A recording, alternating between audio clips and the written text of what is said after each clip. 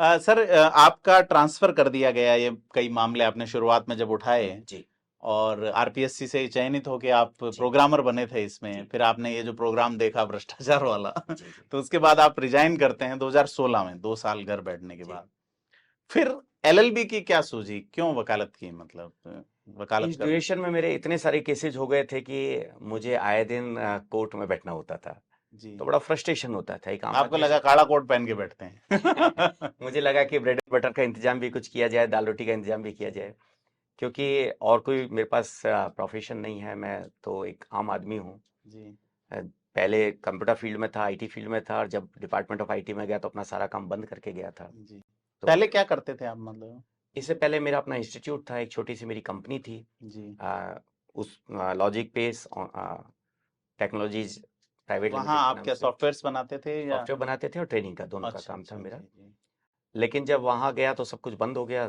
Bread and butter का कोई इंतजाम नहीं था, तो मुझे लगा कि अब चूंकि ये लंबी लड़ाई है, हम्म। सारे लोग इसीलिए छोड़ देते हैं कि भाई हमारा क्या होगा, हम क्यों करें, हम कब तक लड़ेंगे इनसे। तो मुझे लगा इसमें कि कैसे कमा पाएंगे? आप तो मामले पब्लिक के उठा रहे हैं, सर। नहीं, मैं दूसरे केसेस भी तो लड़ते हैं ना। अच्छा, किस क्रिमिनल या किस तरीके के? मेरे पास ज़्यादा सर्विस मैटर हैं, क्रिमिनल मैटर्स भी हैं, जी, सर्विस जी। मैटर्स ज़्यादा हैं। तो चूंकि आप टेक्नोलॉजी से आए हैं और कानून आपने पढ़ लिया, तो ये एक अच्छा कॉम्बिनेशन बन गया आपके रेयर कॉम्बिनेशन है। लिए। हाँ जी। बहुत कम लोग शायद ऐसे होते हैं जी। कि इतने लंबे टाइम, मैंने करीब 25 साल आईटी में काम किया, जी। और फिर मैं लीगल प्रोफेशन में आया हूँ। तो क्या कोर्ट में जाते हैं तो किस तरह का, ये लोग भी आते होंगे जब सुनवाई उनवाई, तो कैसा रहता है इनके जो? अच्छा रहता है, क्योंकि कई मेरे केसेज ऐसे थे जो कि मैं वकालत में आने से पहले ही लड़ चुका था, तो थोड़ा सा मुझे अनुभव था पहले से। हम्म। और ये सब एक्सपेक्टेड है। मुझे पता था कि परेशानियां होंगी। मुझे पता है कि इतना आसान नहीं है चीज़ें। नहीं, ऐसा नहीं हुआ कभी कि जैसे इनकी ओर से ऑफर आया हो, भाई तुम्हारी ब्रेड या बटर पे, ब्रेड पे हम बटर लगा देते हैं? हाँ? ऐसा संभव थोड़ी हो सकता है कि नहीं नहीं, आया उनकी हो। ओर से ऑफर तो हाँ आए हाँ, होंगे, बिल्कुल जी जी। ऑफर भी आया, थ्रेटनिंग्स भी आई। जी, किस टाइप की थ्रेटनिंग्स आई और किस टाइप की ऑफर थे इसमें? जो थ्रेटनिंग आई वो काफ़ी गंभीर थी। जी। मैंने पुलिस कंप्लेंट भी की थी शुरू में। लेकिन फिर मुझे मेरे कुछ साथियों का बहुत अच्छा कॉपरेशन रहा, फैमिली का कॉपरेशन रहा, कि मैं आगे बढ़ता गया बिना इसको सोचे हुए।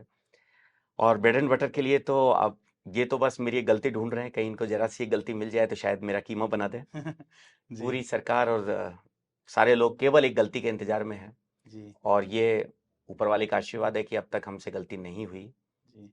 या कहीं छोटी मोटी हुई होगी तो शायद ये पकड़ नहीं पाए। कभी आपको ये नहीं कहा गया कि भाई आप चुप हो जाइए, ये पैसे ले लीजिए या ये नहीं, पद ये ले सारा लीजिए? तो होता है, वही मैं आपको बता रहा हूँ हाँ, कि हम इसीलिए जिंदा हैं कि अब तक ये गलतियां हमने नहीं की, जी। जिसका कि ये लोग इंतजार कर रहे हैं। जी। हर तरह से जितना भी तरीके इनके हो सकते हैं, मैं सारे तरीके यहाँ हाँ, बताना वो नहीं चाहता तो ऑन महसूस एयर। कर सकते हैं हम। लेकिन जिस भी तरीके से कोशिश कर सकते थे कि किसी भी तरह हमें एक बार उलझा दें, जी। जी। कोई गलत एलिगेशन हमारे ऊपर आ जाए, इस तरीके की कोशिश हो जाए, लेकिन अब तक तो ये नहीं कर पाए। जी। सर, इसको आप ईडी वाला जो केस है, इसको आप जी। कहाँ देखते हैं? ईडी आपको किस लेवल पे, मतलब इस केस को उठाएगी या नहीं उठाएगी? क्या लगता है, चूंकि आप कह रहे हैं कि चूंकि वहां भी अधिकारी सरकारी ही हैं? देखिए, 2 करोड़ 31 लाख रुपए नकद मिलना है, सीधा ईडी का मामला बनता है। जी। फिर जो कई मैटर्स हैं, वो ऐसे हैं जिसमें सेंट्रल गवर्नमेंट का पैसा भी लगा हुआ है। काफ़ी सारी इनकी स्कीम्स ऐसी हैं जिनमें सेंट्रल गवर्नमेंट का पैसा लगा जी। हुआ है। सेंट्रल एजेंसी जो उसमें इन्वॉल्व हैं। तो ईडी डेफिनेटली उसके अंदर आती है, और आजकल चूंकि ईडी काफ़ी एक्टिव है, तो मुझे उम्मीद है कि ईडी इन चीज़ों को उठाएगी। ईडी और कुछ ऐसे प्रोजेक्ट्स हैं जो कि सेंट्रल गवर्नमेंट के हैं, उनको सीबीआई भी उठाएगी। और अभी मुझे ऐसी उम्मीद है कि अगले 1-2 महीने में निश्चित रूप से कुछ न कुछ कार्रवाई होगी। चुनाव है इसलिए। हैं, ये भी एक रीजन होता है। हाँ, आजकल हर चीज़ चुनाव के परिप्रेक्ष्य में हम लोग देखते हैं, जी। और होता भी है।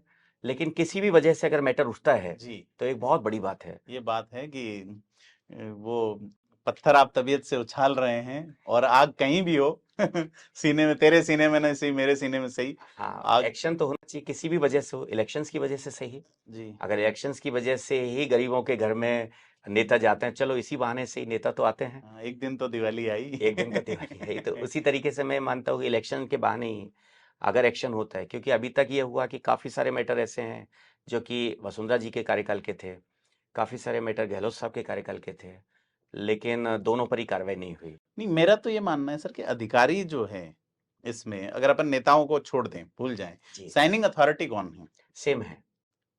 सेम है और ये एक ऐसा डिपार्टमेंट है जिसमें 20-20 साल से लोग एक ही कुर्सी पर बैठे हुए हैं, जी आज की तारीख में बैठे हुए हैं। जी और तो और जो खुद एसीएस हैं अखिल अरोड़ा जी, वो इसी डिपार्टमेंट में सेक्रेटरी थे, इसी में प्रिंसिपल सेक्रेटरी थे, इसी में एसीएस बन गए। तो पिछले करीब 8-9 साल से बीच में थोड़ा सा टाइम अभय कुमार जी रहे और दूसरी अथॉरिटीज रही, बाकी इन्हीं के हाथ में रहा। तो एक्सपर्टीज हो गई होगी इनकी, तो भाई विभाग को अच्छे से चला पा रहे हैं तो विभाग इसलिए। को अच्छी तरह चला पा रहे हैं, अलमारियों को मैनेज कर पा रहे हैं। अलमारी तो कहाँ मैनेज हुई सर, 2 करोड़ वो 31 तो लाख गलती मिल से गए। एक अलमारी खुल गई जी और जिनसे खुली वो खुद भौचक्के थे वो देख के, जी क्योंकि जिनकी खुलनी थी उनको पता नहीं था कि अलमारी खोली जाएगी। जी और एक और इंटरेस्टिंग फैक्ट इसमें था कि जो कैमरा वहां पर था वो उसी अलमारी की सेफ्टी के लिए लगाया था जिसमें कि वो पकड़े गए, अच्छा। ताकि उसकी सेफ्टी बनी रहे, हाँ इसीलिए वो कैमरा लगाया गया था, मुझे ऐसा बताया गया। और वो उसी कैमरे की जद में आ गए, जी। उनका शायद ऐसा विश्वास नहीं था कि ऐसा होगा। तो टीएन शर्मा साहब, हमारे से बात करने के लिए बहुत बहुत धन्यवाद आपको। Thank you. हम फिर कभी रूबरू होंगे आपके और मुद्दों से, और हम दुआ करते हैं कि आप अपने अभियान में सफल हो और ऐसे ही आप थैंक यू। प्रकरणों को उठाते रहें। Thank you. धन्यवाद। Thank you.